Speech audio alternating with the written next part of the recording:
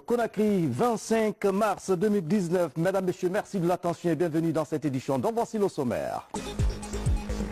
Le ministre de la Justice vient de lancer à Farana les travaux de construction d'un nouveau palais de justice de standing moderne. L'infrastructure va coûter 14 milliards de francs guinéens. Une équipe de chercheurs britanniques vient de découvrir dans la forêt guinéenne 20 espèces de plantes importantes pour la science. Environnementalistes guinéens et représentants d'institutions apprécient les résultats de recherche. Au sommaire encore, sport, la Guinée se qualifie en série filles et garçons aux prochains Jeux africains de handball. Elle aura donc 2 représentants au Maroc. Le sport guinéen vole de succès en succès. Mesdames et Messieurs, bonsoir. La CENI, Commission électorale nationale indépendante, continue son plaidoyer auprès des acteurs politiques et des institutions. Elle souhaite introduire de nouvelles technologies pour la gestion des résultats électoraux. Elle était ce lundi à la Cour constitutionnelle pour solliciter l'appui de la Cour pour une conformité de ses activités avec la loi. Saïd Diallo a suivi la rencontre. La nécessité d'introduire des nouvelles technologies dans la gestion et la remontée des résultats est toujours en réflexion. L'institution multiplie les rencontres pour recueillir les avis des acteurs. L'idée vise à intégrer leurs préoccupations dans ce projet. Interpellés sur la question, les membres de la coalition de l'opposition démocratique mettent un accent sur la fiabilité du fichier et la sécurité des données. Nous avons ce fameux problème du fichier dont vous venez de parler, Monsieur le Président, où il ne faut pas oublier que de 4 millions et quelques électeurs en 2010, nous sommes passés à 6 millions et quelques électeurs en 2013. Et l'audit vient de démontrer que 1 574 000 personnes étaient enregistrées sur ce fichier, qui n'ont pas d'empreinte, qui n'ont pas d'informations sur leur profession, en fait d'effectifs. Quand vous nous aurez aidé à pister tout cela, vous aurez donné de la crédibilité à votre institution. Face à ces soucis évoqués, la CENI est consciente de certaines imperfections. Elle justifie cela par les mutations subies avec les changements répétitifs des opérateurs.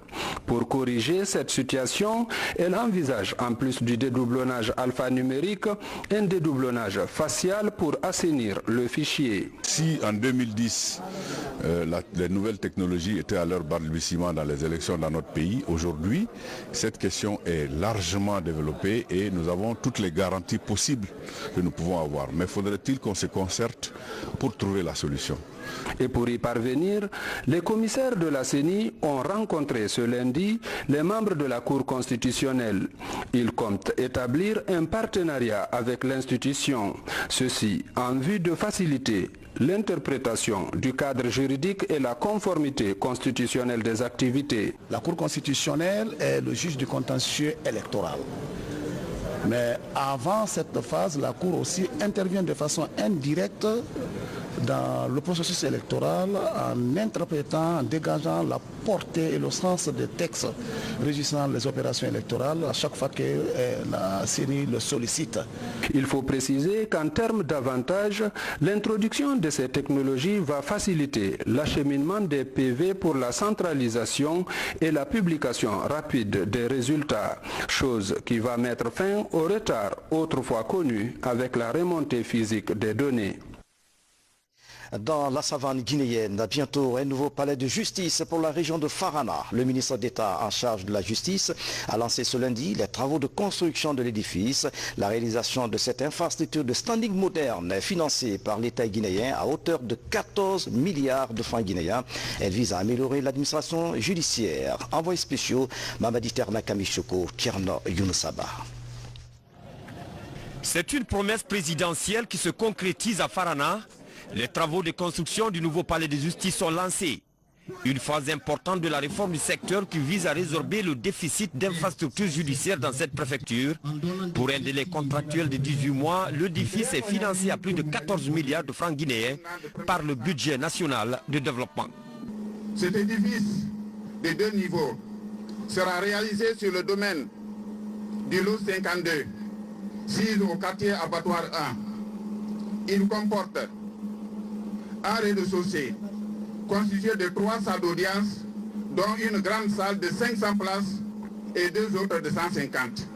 Le premier étage est réservé exclusivement pour l'administration, le bureau du procureur de la République, du président du tribunal, d'une salle de réunion, des différents bureaux et quelques locaux pour les archives, de l'équipement total, de l'aménagement d'un espace vert et 70 places de parking et l'entretien pendant 12 mois. Le délai d'exécution est de 18 mois à compter de la date de l'ordre de démarrage des travaux. La réalisation de l'infrastructure vient améliorer les conditions de travail du personnel judiciaire à Farana. L'œuvre qui sera exécutée par une entreprise locale est saluée par l'ensemble des bénéficiaires. Farana va bénéficier d'un palais de justice digne de nom et pour cela, au nom de toutes les populations de la préfecture de Farana, je remercie Monsieur le Président de la République, Monsieur le Ministre. Avec ce palais de justice, le tribunal de première instance va se saisir de tout ce qui est comme crime et j'avoue que Farana continuera à être de plus en plus paisible. Remercier la population de Farana qui a accepté de nous donner 2 hectares en compensation de ce site. Une fois ce tribunal terminé à Farana, comme vous l'avez constaté, et ça va permettre aux magistrats d'avoir des conditions de travail très bien améliorées. Depuis les événements de janvier 2007, la juridiction de Farana ne dispose pas de siège approprié. À travers ces travaux, la justice redonne de l'espoir aux populations de Sankara. Donc nous allons dérouler la construction du nouveau palais de justice dans beaucoup de préfectures de Guinée, essentiellement sur le budget national. On a commencé à Farana et ça va se poursuivre dans d'autres préfectures. Ma venue à Farana est un témoignage aux braves populations de Farana qui étaient un peu les laissés pour compte en matière d'infrastructures judiciaires dans notre pays. C'est ce qu'on a essayé de corriger, c'est ce qu'on va corriger grâce à l'aide de la population, grâce à l'aide des sages et surtout grâce aux représentants de l'État sur place, Monsieur le gouverneur et Monsieur le préfet. Comme Farana, le ministre de la Justice est attendu à Beila les prochains jours pour procéder au démarrage des travaux de la justice de paix de la capitale du Konya. Un grand complexe industriel de traitement de fruits à Kindia. Il est situé dans la zone de Koliagbe. Cette infrastructure en construction permettra de traiter 3000 tonnes d'ananas, de mangue et de noix d'acajou par an. Une unité industrielle qui s'inscrit dans la politique d'industrialisation du chef de l'État, professeur Alpha Condé. Reportage Sanassi Keita. La politique industrielle du président de la République se développe jour après jour. À Kindia, c'est un complexe industriel de traitement des fruits, comme les mangues, les ananas et les noix d'acajou qui est en train d'être construit. La région de Kindia, comme vous savez, est une région fruitière qui est très connue. Et ça nous fait mal au cœur de constater qu'une grande partie des fruits qui sortent de cette région sont spoliés par manque de marché, parce que le marché local ne peut pas absorber toute cette quantité. Et nous nous sommes rendus compte qu'il y avait un marché très propice pour les fruits séchés, particulièrement les mangues et l'ananas, et aussi les noix d'acajou. Donc là-bas, ce que nous sommes en train de mettre sur pied, c'est une opération qui va nous permettre de traiter jusqu'à 3000 tonnes de mangue et d'ananas par an, une fois que bien sûr que l'opération sera en vitesse de croisière et de les écouler sur les marchés américains. Les mangues, les noix d'acajou et les ananas sont des principaux fruits ciblés par l'usine Fruits Tropicaux. L'objectif est de les sécher pour les exporter sur le marché international. Notre ambition, c'est de sécher ces produits et de pouvoir les exporter dans les marchés étrangers. C'est une ambition que nous avons depuis très longtemps.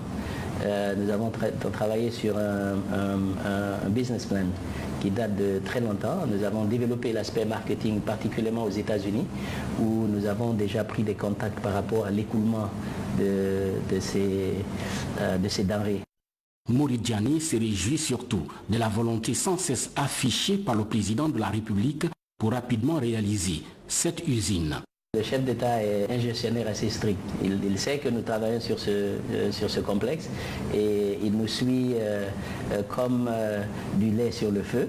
Il insiste à ce que les activités continuent à une cadence assez rapide et on ne manque pas d'être réprimandé parce qu'ils le suivent vraiment de façon journalière. Ça, c'est un aspect de chef de l'État que j'apprécie beaucoup, en ce sens qu'il est vraiment concerné, surtout quand il en vient au domaine agricole, est vraiment conservé pour l'amélioration de la qualité de vie des Guinéens, qui est surtout dans le secteur agricole. 3000 tonnes de fruits par an seront ainsi traités par cette unité industrielle qui sera bientôt fonctionnelle. Tous les équipements sont déjà disponibles.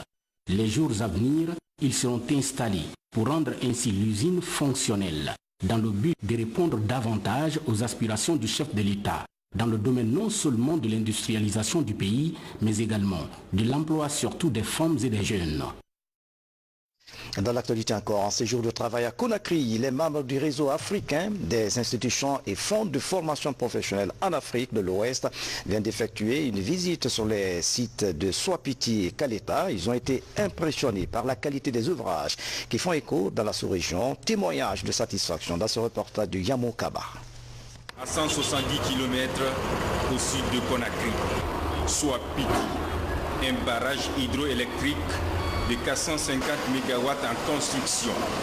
Plus de 5000 Guinéens sont déployés pour exécuter ce chantier gigantesque jamais réalisé dans l'histoire de l'hydroélectricité en Guinée. Ces échos mobilisent de nombreux visiteurs qui y viennent découvrir sur le site ces experts africains en formation professionnelle venus de 12 pays de l'Afrique de l'Ouest et du Centre ont tenu à visiter ce chantier. Franchement, c'est merveilleux de voir un président qui se soucie franchement de son peuple et qu'il met tout pour le développement de son pays. Et nous espérons que cet enthousiasme du président de la République puisse se répandre sur toute l'Afrique surtout, puisque c'est le souhait de tout Africain de voir qu'un président est soucieux de son pays. Et je n'oserais pas aussi dire que ça n'a pas été le cas de chez nous, mais il y a des avantages que vous avez que nous on n'a pas. Et nous espérons que chez nous également ça puisse se répercuter. Nous sommes très émerveillés. Et c'est l'occasion pour moi, avant de me prononcer, de remercier le président de la République, le professeur Alpha Condé, pour toutes ses œuvres et tous ces travaux qui sont en train de se passer de façon merveilleuse. Ceci dit, d'abord, Swapiti est un projet gigantesque. Gigantesque dans la mesure où le projet est grand de par sa taille, de par son rendement et de surcroît de par l'impact que ça va donner et sur la Guinée et sur tous les pays de la sous-région. À 6 km en aval de Swapiti, nous voici à Kaleta. Ce site ouvre ses portes à ces touristes africains.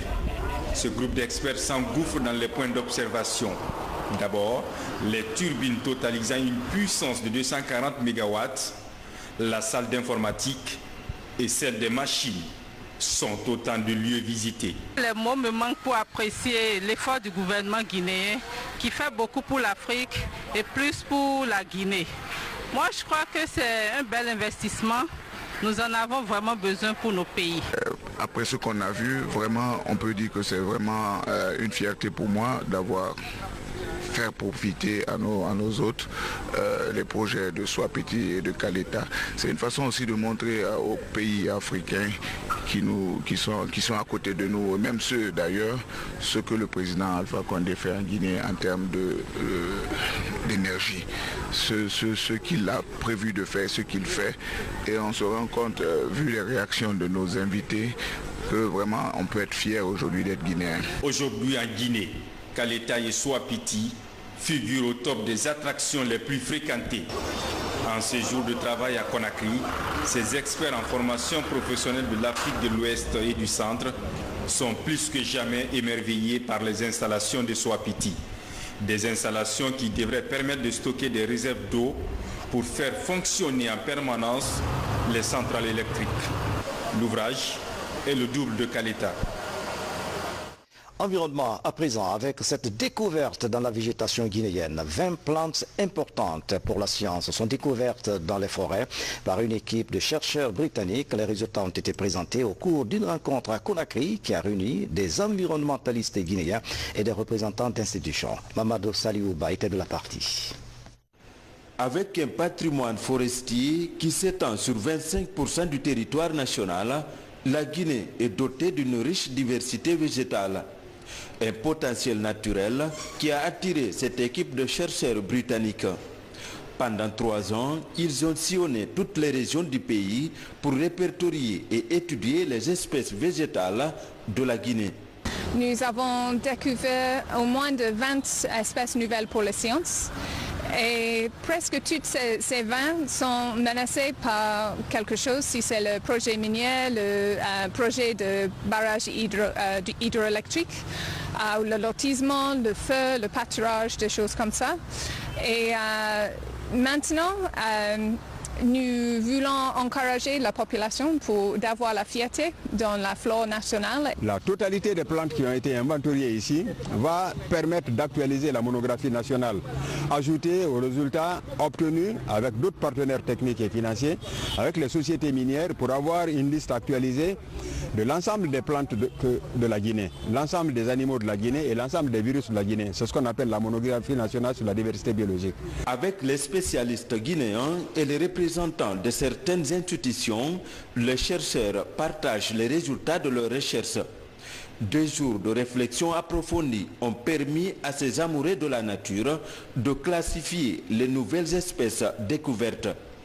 Des propositions sont aussi faites pour la préservation des espèces végétales menacées d'extinction.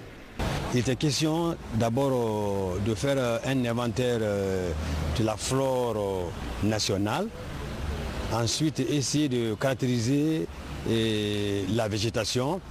C'est dans cette caractérisation de la végétation que nous avons pu avoir 22 zones tropicales importantes. Et ces zones tropicales importantes vont s'ajouter, si le ministère nous accompagne des eaux et forêts et environnement, vont s'ajouter aux parcs nationaux de réserve. Dans ce document publié en 1996, le chercheur polonais Liszewski avait répertorié et classé les espèces végétales guinéennes à 3700. Cette nouvelle découverte vient rehausser la liste des espèces à environ 4000. Ouverture ce matin à Conakry du Forum national sur la décentralisation du secteur de la santé. La rencontre mobilise les maires des communes de convergence, des cadres de l'État et des partenaires au développement. Objectif à mener les acteurs concernés à s'impliquer dans les réformes engagées dans le secteur de la santé. Le reportage de Mohamed Amine Camara dans de prochaines éditions d'information. La Guinée a célébré en différé la journée mondiale du rein, vous le savez déjà, une occasion pour les professionnels de santé d'échanger sur les facteurs de risque de cette maladie et les moyens de prévention. Le reportage de ça à Marathonno. Pour célébrer la 14e journée mondiale des reins, les professionnels de santé se donnent rendez-vous à l'université Gamal Abdel Nasser de Conakry. Avec les étudiants et les décideurs politiques, les échanges portent sur les facteurs de risque des pathologies rénales et les différentes méthodes de prise en charge. Il y a globalement 2 facteurs de risque de la maladie rénale. Il y a des facteurs contre lesquels on ne peut rien. Ces facteurs sont dits des facteurs non modifiables, parmi lesquels c'est l'âge et le sexe. Malheureusement pour nous les hommes, nous sommes plus prédisposés que les femmes et ça a été établi dans beaucoup d'études. Les facteurs maintenant contre lesquels nous pouvons quelque chose, c'est le cas du diabète, l'hypertension également. Et troisièmement, vous avez la consommation du tabac. Il y a aussi les médicaments qui sont toxiques pour les reins. Parmi ces médicaments, c'est le cas de Dombolon, c'est le cas de Dafdoubani.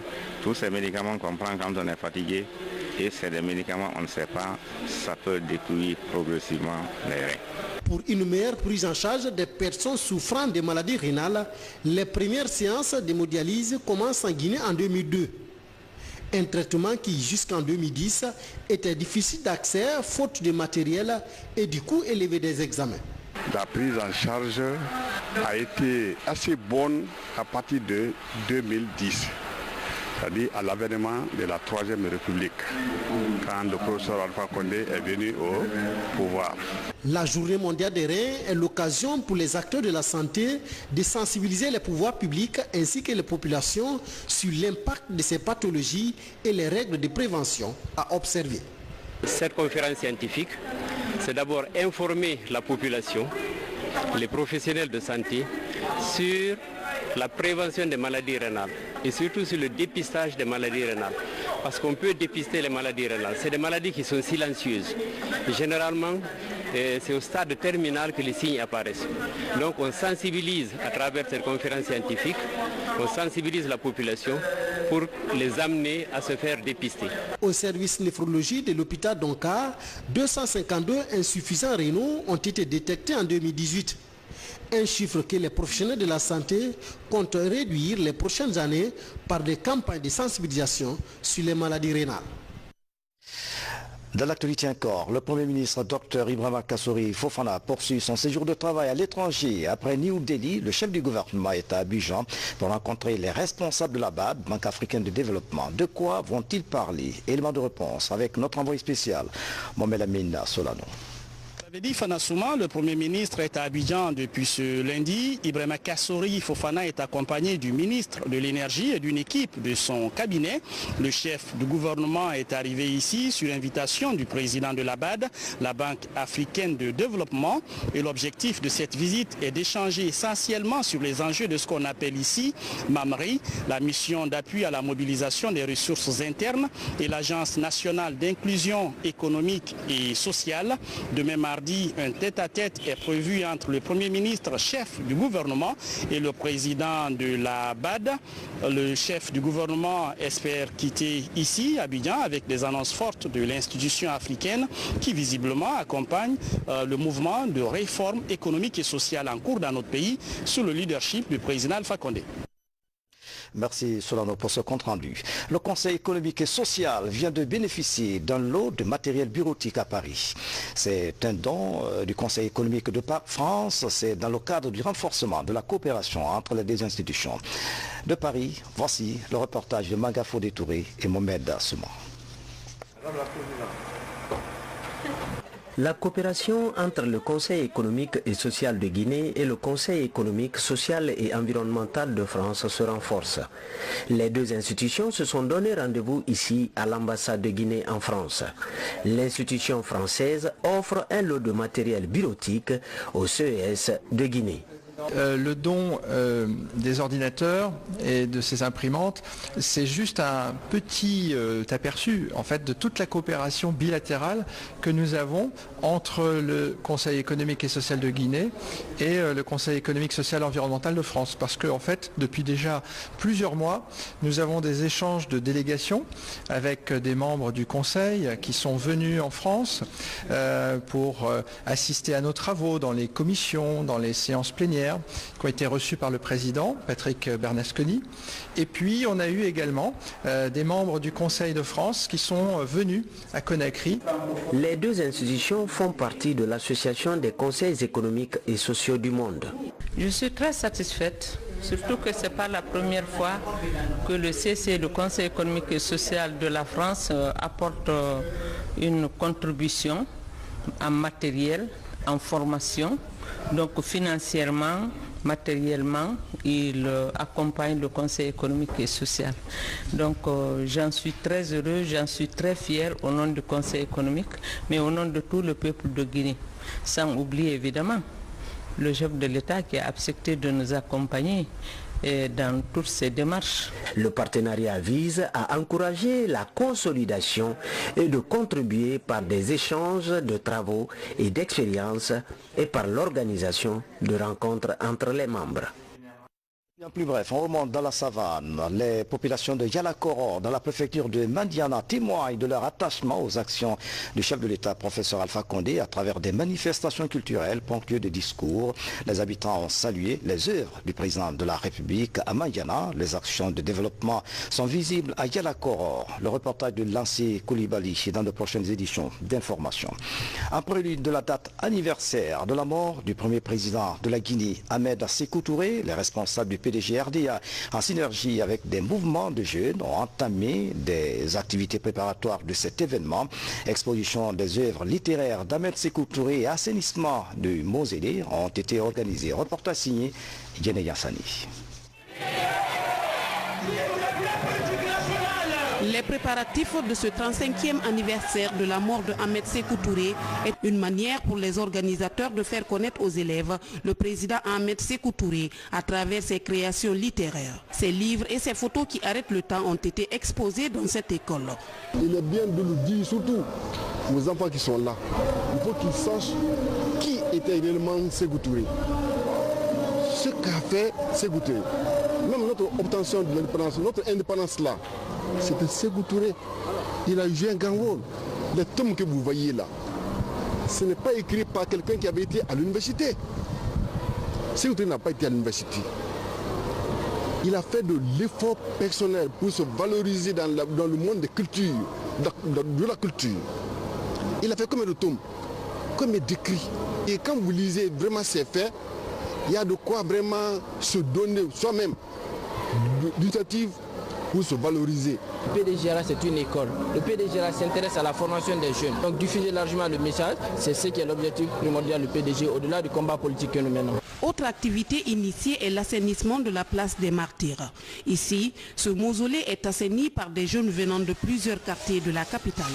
Ces jeunes engagés pour la promotion du panafricanisme, de la démocratie et de l'État. À chaque fois, quand l'occasion se présente, nous nous mettons ensemble pour venir assainir la cour, en tout cas du mausolée. Donc c'est ce que vous voyez aujourd'hui. Vous voyez une jeunesse mobilisée, en tout cas, et une jeunesse patriote qui est en train d'assainir la cour du mausolée, rendre la cour du mausolée des martyrs propre. Notre mission, c'est célébrer Cameram Sékou Touré. Considéré comme le libérateur de la Guinée du joug colonial, du carcan de l'esclavage, Ahmed Sékou Touré a mené un farouche combat pour l'indépendance et l'émancipation des peuples africains. Ce monument est une source d'inspiration pour la nouvelle génération consciente. Religion, à l'abbé, les rideaux sont tombés sur la Ziara 2019. La rencontre a mobilisé des milliers de fidèles venus de plusieurs pays de la sous-région. C'est le ministre de l'administration du territoire et de la décentralisation, général Bourema Kondé, qui a représenté le chef de l'État à cette cérémonie religieuse. Mohamed Aïcha Silla, Aboubakar Yabi. Pendant 3 jours d'affilée, la capitale du Fouta a vibré au rythme des festivités de la Ziara 2019. L'événement a regroupé des milliers de fils et filles venus de tout le pays et de la sous-région ouest-africaine. Implorer la grâce divine sous la sagesse de l'érudit Kerno Aliou Bouba Ndian, le Waliou de l'abbé, c'est le souhait de tous les participants à ce rendez-vous annuel. C'est un plaisir d'être ici aujourd'hui pour se remémorer les œuvres de Kerno Aliou Bouba Ndian, ce grand érudit, ce vivificateur de l'islam, ce guide spirituel et ce saint homme qui a enseigné et aujourd'hui qui est en train de répandre sa lumière sur la Guinée et à travers le monde. Nous sommes très contents de venir participer avec les Guinéens cette ziara. Comme nous sommes au Sénégal, on dirait que nous sommes au Sénégal aujourd'hui. Nous, on a pris la famille de Kerno Aliou Bouba Ndian comme notre marabout. À ce rendez-vous hautement religieux, le chef de l'État empêché s'est représenté par une forte délégation gouvernementale conduite par le ministre de l'administration du territoire et de la décentralisation. Au nom du président de la République, général Bourema Kondé revient sur la valeur et la portée de cette cérémonie.